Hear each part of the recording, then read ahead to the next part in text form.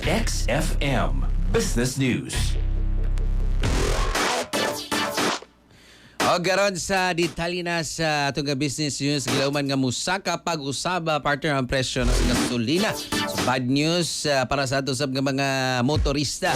Gasolina ni og diesel sa sunod semana tungod sa padayon nga geopolitical tension sa Middle East.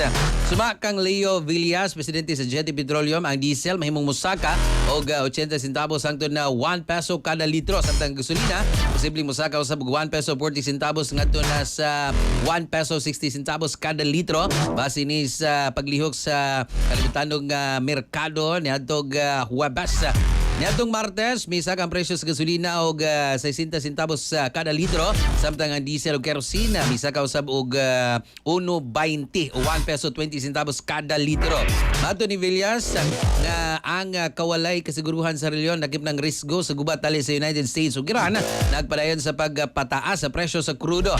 Nagtampo usab sa pagsaka sa presyo ang maubos nga export gikan sa China ug South Korea tungod sa pagkunhod sa produksyon atol sa Lunar New Year. Gipunting usab ang risgo sa temporaryong pagsira sa mga bahin sa Strait of Hormuz nga posibleng makapasamok sa supply sa lana.